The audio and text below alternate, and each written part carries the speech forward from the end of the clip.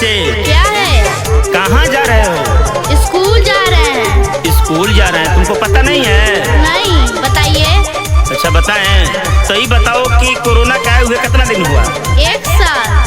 तो 1 साल का लड़का होता है कि बूढ़ा होता है? लड़का।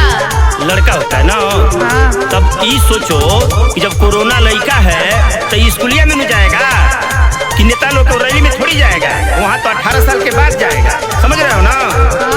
हाँ, तो स्कूल सब बंद है, घर में बैठो, ऑनलाइन पढ़ाई करना, 2 घंटा क्लास करना और बाकी के 22 घंटा पबजी खेल। मास्क बा जरूरी, बुझ मजबूरी, अजबे बीमारी बा मतलब के दूरी, लइका बा कोरोना में बुझाला स्कूलिए में। स्कूल में कोरोना जाला, बाकी रैली से डेराला। स्कूल में कोरोना जाला, बाकी रैली से डेराला।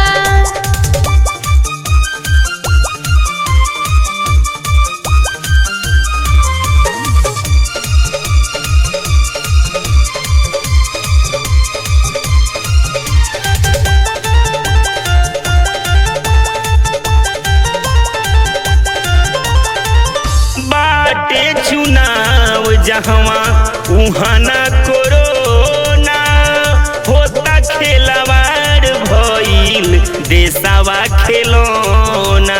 सही कह रहे हैं, हमको भी समझ में आ रहा है। बाटे चुनाव जहवा उहाँ ना कोरोना होता, खेलवाड़ भइल देशवा खेलौना। कैसन कंडीशन, लॉकडाउन के पोजीशन, ऐसा नीति नहीं जनता के सोहाला स्कूलिए में। अच्छा? स्कूलिए में, स्कूल में कोरोना जाला, बाकी रैली से डेराला। स्कूल में कोरोना जाला, बाकी रैली से डेराला।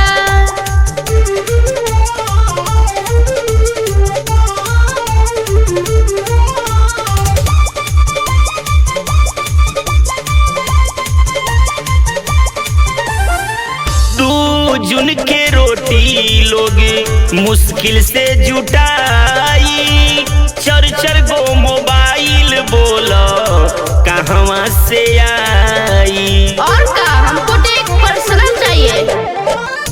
2 जून के रोटी लोग मुश्किल से जुटाई, 4 गो मोबाइल घरे कहवा से आई। होई ऑनलाइन पढ़ाई, लइका गेम में अझुराई, स्कूलिए में ताला लग जाला। स्कूलिए में,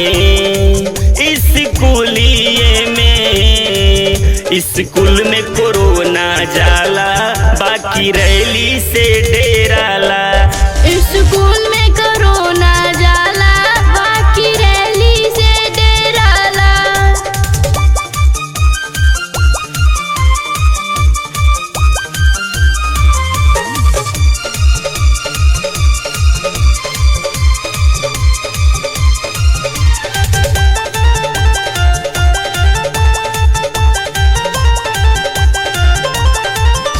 शादी बियाह में खाए आ जाला मिठाई, नेता लोग के भीड़ देखी भागेला डेराई। औसो मिठाइया पे आपने बका।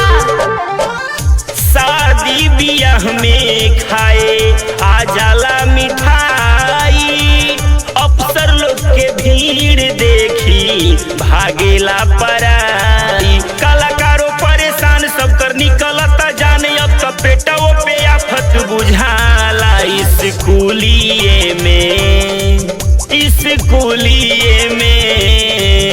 स्कूल में कोरोना जाला, बाकी रैली से डेराला। स्कूल में कोरोना जाला, बाकी रैली से डेराला।